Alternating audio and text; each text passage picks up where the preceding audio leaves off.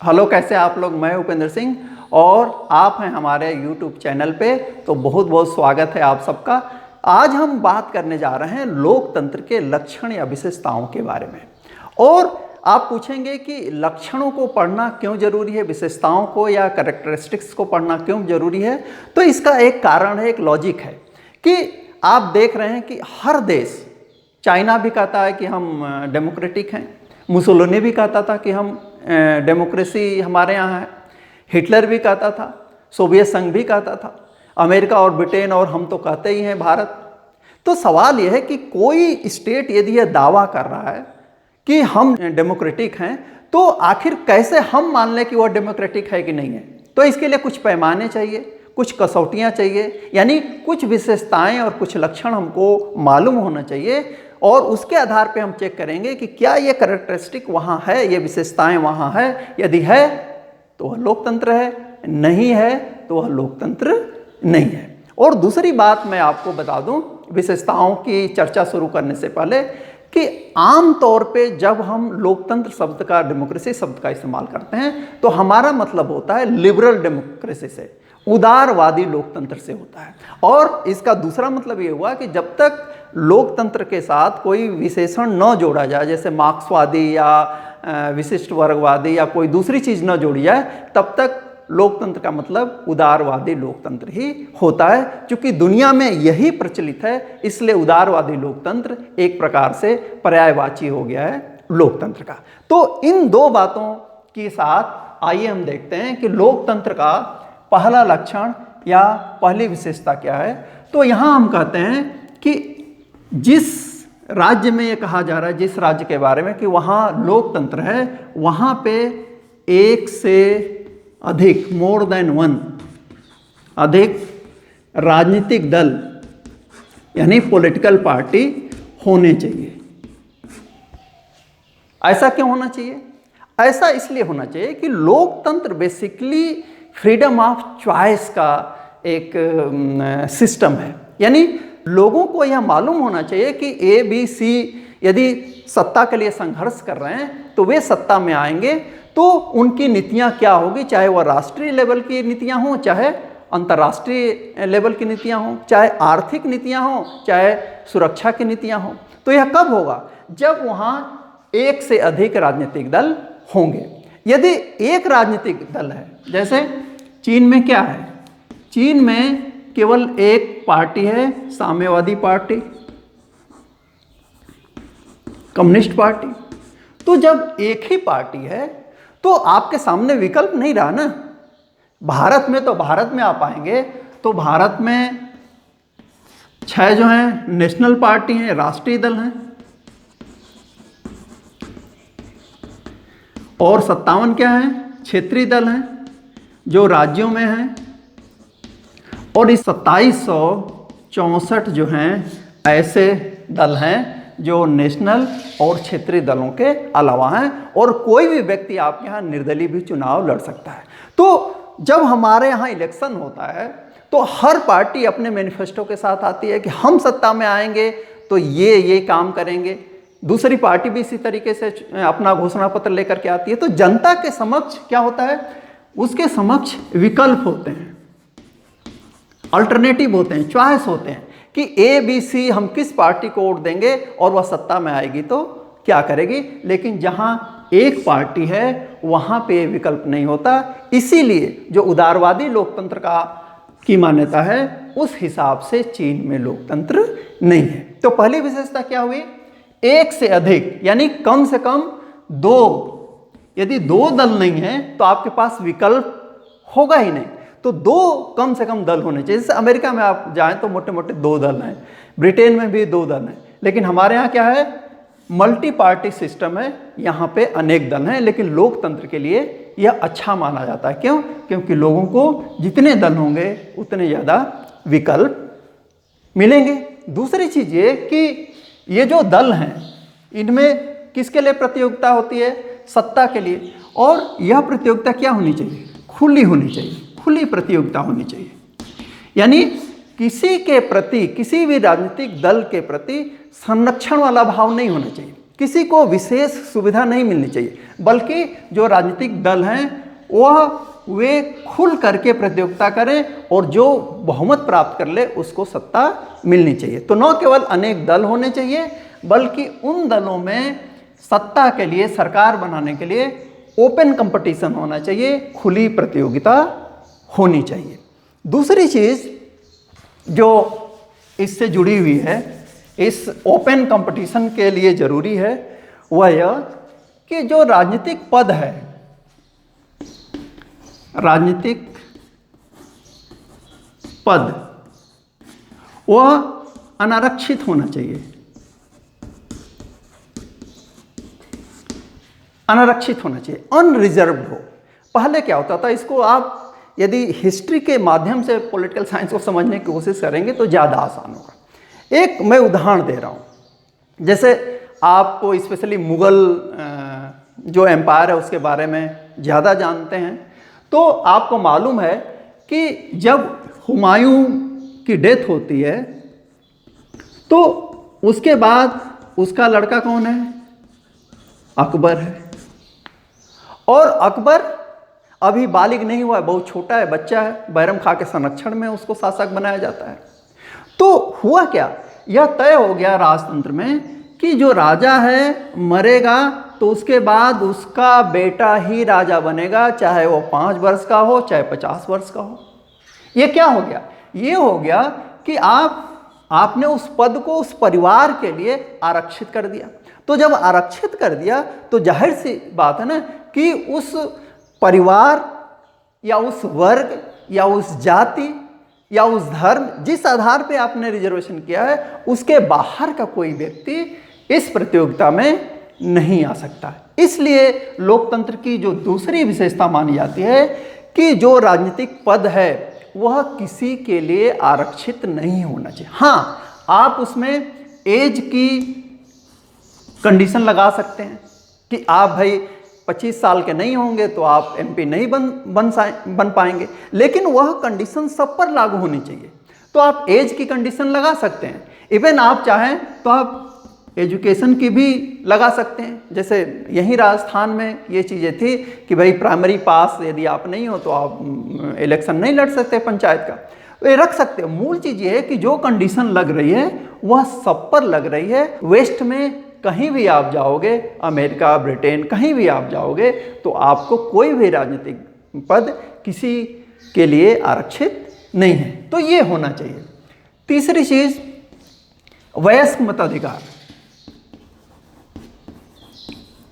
वयस्क मताधिकार यानी एक उम्र के, जैसे अपने यहाँ क्या है, अपने यहाँ 18 वर्ष है।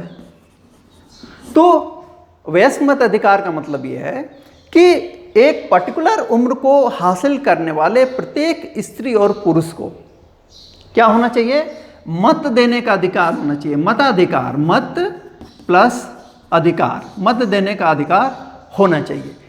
यह चीज़ इंपॉर्टेंट क्यों है डेमोक्रेसी में, क्योंकि एक लंबे समय तक, इवन आप यदि इतिहास में जाएंगे तो ब्रिटेन में 1928 में और यूएसए में 1920 में जाकर के महिलाओं को मत देने का अधिकार प्राप्त हुआ।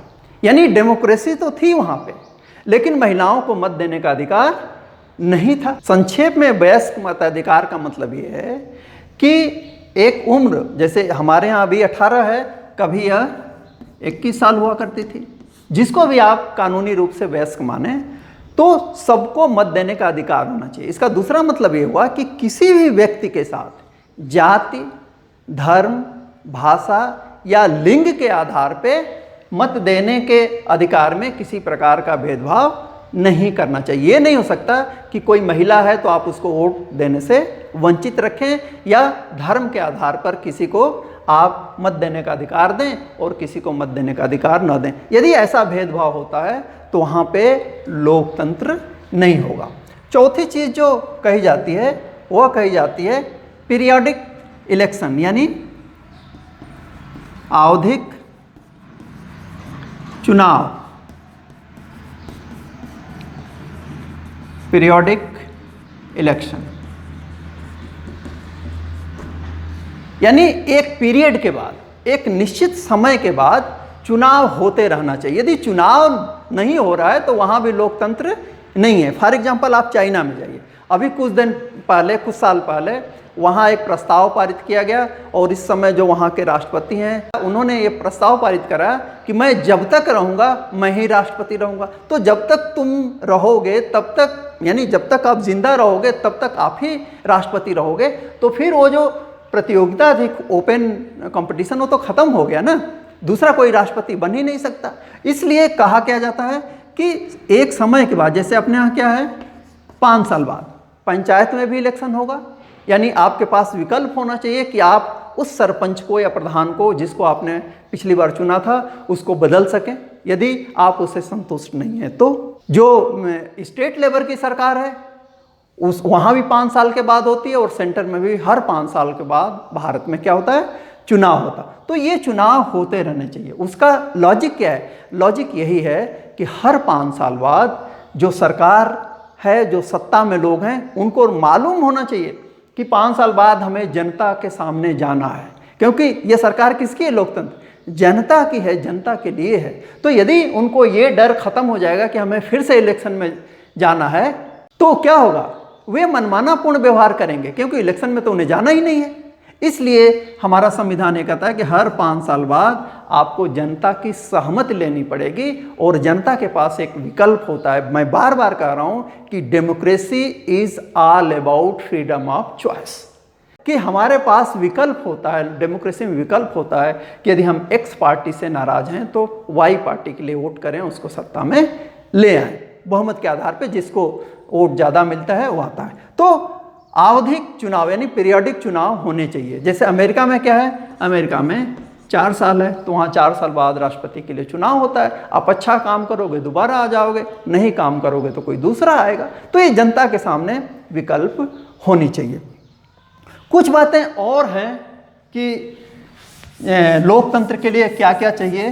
तो जैसे जनता का शासन है, जनता के नाम पर ही हमारे प्रतिनिधि शासन करते हैं, तो जाहिर सी बात है कि हमारे पास यानी जनता के पास कुछ नागरिक अधिकार होना चाहिए। जनता को कुछ सिविल लिबर्टी, नागरिक स्वतंत्रताएं, जिसको क्या कहते हैं, सिविल लिबर्टीज। जनता के पास लिबर्टीज होनी चाहिए। लिबर्टीज का मतलब क्या होता है? राइट्स होने चाहिए। जैसे हमारे यहाँ भारतीय संविधान में क्या है कि मौलिक अधिकार कुछ हम लोगों को प्रदान किए गए हैं। तो जो मौलिक अधिकार है ना, वो एक्चुअली आप इसको इस तरीके से समझिए कि जनता के पास जितने अधिकार होंगे तो यह जो सरकार है, सरकार उतनी ही क्या होगी, सीमित होगी, नियंत्रित होगी।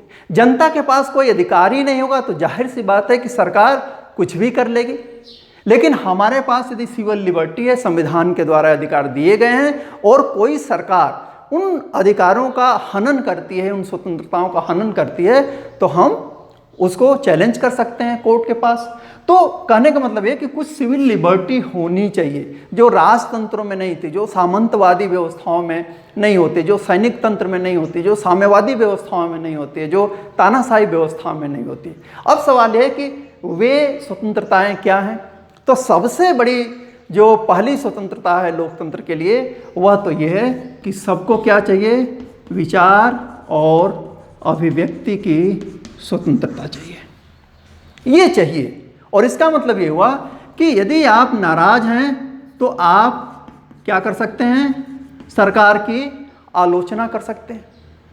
जो तानाशाही व्यवस्थाएं होती हैं उसमें यह संभव नहीं है। आप यदि हिटलर के बारे में कभी पढ़ेंगे तो आप जानेंगे कि उस समय बीबीसी सुनना भी सेकेंड वर्ल्ड वॉर के समय बैन था। यदि हिटलर के जो सिपाही हैं, सेना के लोग हैं, जासूस ये देख लेते थे कि आप रेडियो सुन रहे हो, वो भी दुश्मन देश ब्रिटेन का, बीबीसी कहाँ है, ब्रिटेन का, तो आपके खिलाफ कार्रवाई हो जाती थी। लेकिन डेमोक्रेसी ये कहती है कि नहीं भाई, सरकार की आलोचना का अधिकार होना चाहिए, क्योंकि सरकार किसकी है, हमारी है, आपकी है, जनता की है, तो आलोचना का अधिकार होना चाहिए। इसी प्रकार कोई भी चाहे तो कोई राजनीतिक दल बना सकता है, सभा कर सकता है, सम्मेलन कर सकता है। हाँ, इसके लिए आप शर्तें लगा सकते हैं कि आपकी जो सभा और सम्मेलन होगी उसमें आप हथियार नहीं लहराएंगे, शांतिपूर्वक होगा, लेकिन सबको ये अधिकार होना चाहिए। इसी में धार्मिक स्वतंत्रता भी आती है। प्रत्येक व्यक्ति को अपने आस्था के अनुसार किसी धर्म का पालन करने का अधिकार होना चाहिए। कहने का मतलब यह है कि कुछ सिविल लिबर्टीज जनता को मिलनी चाहिए, और जितनी ज़्यादा सिविल लिबर्टी होगी जो सरकार होगी उतनी ही ज़्यादा सीमित होगी, यानी कि उसके निरंकुश होने की संभावना उतनी ही कम होगी। और आखिरी बात यह है कि स्वतंत्र न्यायपालिका, फ्री जुडिशियरी क्यों जरूरी है? आप जानते हैं कि कार्यपालिका, व्यवस्थापिका, न्यायपालिका तीनों ही सरकार के अंग हैं, लेकिन जो कार्यपालिका है और जो व्यवस्थापिका है इस पे कौन होते हैं? इसको नियंत्रित करते हैं कौन? पॉलिटिशियन। ये राजनीतिक नियंत्रण में होती है। व्यवस्थापिका को कानून बनाना, इसको लागू करना है। तो यदि कोई ऐसी संस्था नहीं है जो गलत कानूनों को गलत कह सके तो होगा क्या? व्यवस्थापिका कोई भी कानून बनाएगी और कार्यपालिका जबरदस्ती उसको लागू करेगी, फिर आपकी सिविल लिबर्टी का कोई मतलब नहीं रह जाएगा। तो संविधान सुरक्षित रहे और व्यवस्थापिका और कार्यपालिका कोई ऐसा काम न कर पाए जो संविधान के खिलाफ हो या जनता के हितों के खिलाफ हो, तो उसके लिए क्या चाहिए? उसके लिए चाहिए एक स्वतंत्र जुडिशियरी,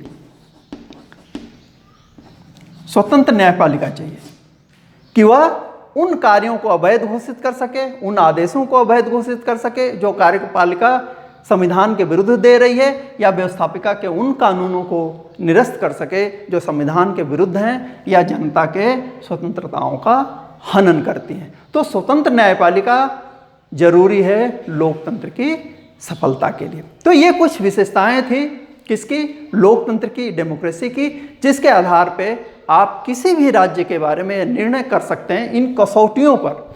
ये जो टच स्टोन्स इनको कहिए, ये कसौटियाँ आप कहीं भी लगाइए और देखिए क्या वहाँ एक से अधिक राजनीतिक दल हैं? क्या वहाँ ओपन कंपटीशन है राजनीतिक दलों के बीच? क्या वहाँ एडल्ट फ्रेंचाइज है, यानी सभी एक उम्र के सभी लोगों को मत देने का अधिकार है? क्या वहाँ सबको कोई भी राजनीतिक पद प्राप्त करने का अधिकार है? क्या वहाँ सिविल लिबर्टी हैं? और क्या वहाँ क्या है? स्वतंत्र न्यायपालिका है। यदि ये चीज़ है तो आप कहेंगे कि वहाँ पे लोकतंत्र है। और एक सवाल आपसे पूछ रहा हूँ कि भारत में संविधान में ही न्यायपालिका को कार्यपालिका से अलग किया गया है। यह किस अनुच्छेद में है? ये है अनुच्छेद 50 में, जो नीति निर्देशक तत्वों का भाग है। तो हम बड़े सजग थे जब आज़ाद हुए, क्योंकि गुलामी से मुक्त हो रहे थे। तो हम ये नहीं चाहते थे कि भविष्य में कोई ऐसा व्यक्ति आ जाए जो लोकतंत्र को ख़त्म कर दे। तो हमने संविधान में ही न्यायपालिका को कार्यपालिका से अलग कर दिया। क्यों? क्योंकि न्यायपालिका की स्वतंत्रता बनी रही। तो ये है विशेषताएं लोकतंत्र की। देखते रहिए, पढ़ते रहिए। Thank you very much.